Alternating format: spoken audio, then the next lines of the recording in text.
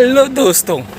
है कि मैं पल दो पल का शायर हूँ, तो कल कोई और आएगा जो मेरे से अच्छा खेलेगा, कल काफ़ी दूसरे लोग आएंगे जो आपसे अच्छा देखेंगे। तो फ्यूचर में कोई याद करे या ना करे, डजेंट मैटर। तो मैं पल दो पल का शायर हूँ, पल दो पल मेरी कहानी है, पल दो पल मेरी हस्ती है, पल दो पल मेरी जवानी है, मैं पल दो पल का शायर हूँ।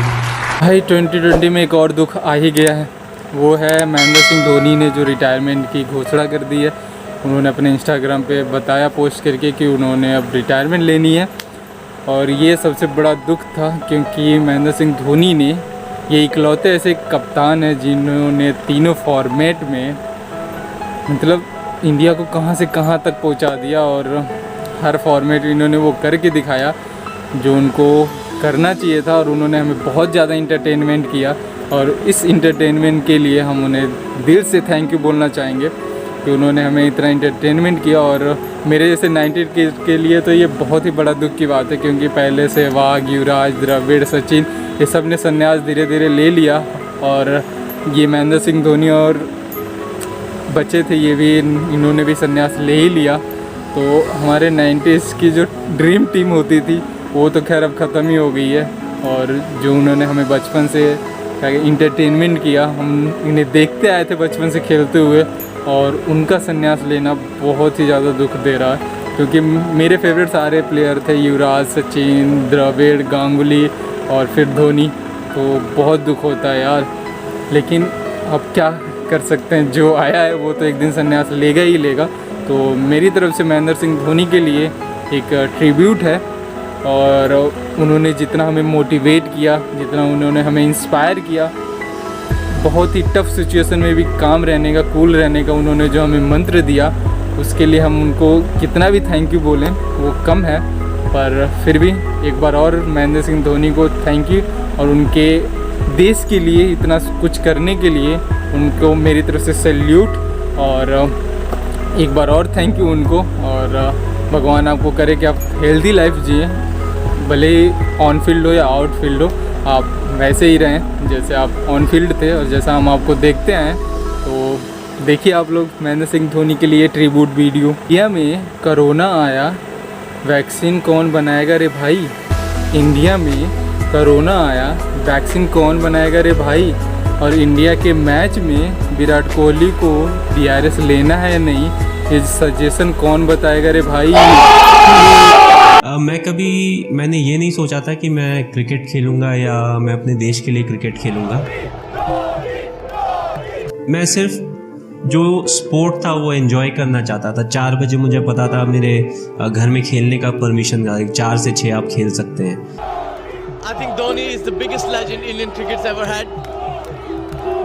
तो धोनी, अल्लाह की धोनी। स्कूल हमारा 1:30-1:40 तक ख़त्म हो जाता था, तो हम लोग एंजॉय करते थे। और उसके बाद जब हमारा गर्मियों की जो छुट्टियां होती थी, तो स्कूल में जो हमारा क्रिकेट का सामान था वो लेके हम 15-20 दिन का कैंप करते थे, आपस में मैचेस खेलते थे। तो सब कुछ धीरे धीरे अच्छा होता चला गया। एक ब्रेक मिला जिससे मैं अंडर 16 और अंडर 19 डिस्ट्रिक्ट खेला। उसके बाद अपने डिस्ट्रिक्ट को मैंने रिप्रेजेंट किया, तो फर्स्ट क्लास क्रिकेट में भी मुझे चांस मिल गया। तो मैं हमेशा बहुत आगे की नहीं सोचता था। मैंने कभी ये नहीं सोचा कि मैं इंडिया के लिए खेलूँगा। मेरे लिए था कि मैं कल कौन सा मैच खेलने वाला हूँ या परसों कौन सा मैच खेलने वाला हूँ, वो मेरे लिए ज़्यादा इंपॉर्टेंस रखता था। और इस तरह की सोच ने मुझे बहुत ज़्यादा हेल्प किया क्योंकि मैं बहुत ज़्यादा एक्सपेक्टेशन नहीं रखता था। मेरी ऐसी सोच नहीं थी कि यार इस टीम में मुझे सिलेक्ट होना चाहिए। मेरे हाथ में था परफॉर्मेंस करना, अच्छा करना, मैं वो करता था। सिलेक्शन किन्हीं और के हाथ में था, भले वो 5 सिलेक्टर हो या कोई और हो। तो मैं उन सब के बारे में नहीं सोचता था। मैं सोचता था जहाँ के लिए भी मुझे सिलेक्ट किया जाएगा मैं वहाँ जाके खेलूँगा और अच्छा करूँगा। और फिर एक बार जब आप इंडिया रिप्रेजेंट कर रहे होते हैं तो आई थिंक मोटिवेशन की कमी नहीं होती है। कि बहुत कम लोग होते हैं जो अपने देश को रिप्रेजेंट कर रहे होते हैं, चाहे वो किसी भी प्रकार का स्पोर्ट हो, किसी भी प्रकार का प्लेटफॉर्म हो। तो दैट इटसेल्फ हमें इतना मोटिवेट करता है कि हम जब इंडिया के बाहर जाते हैं तो हम कोशिश करते हैं कि हम अच्छा परफॉर्म करें।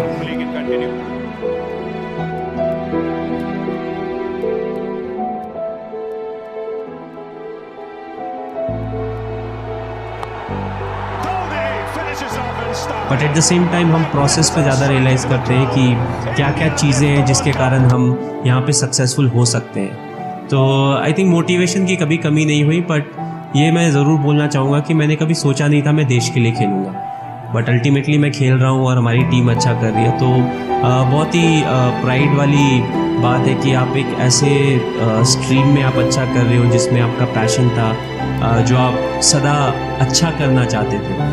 ऑफ कोर्स लेवल्स अलग होते हैं, पहले मैं डिस्ट्रिक्ट के लिए खेलता था, फिर मैंने स्टेट के लिए खेला और फाइनली कंट्री के लिए खेला। अगर आप सही ट्रेनिंग करते हैं तो फिर किसी भी तरीके का डर आपके अंदर रहता नहीं। कल कोई और आएगा जो मेरे से अच्छा खेलेगा, कल काफ़ी दूसरे लोग आएंगे जो आपसे अच्छा देखेंगे, तो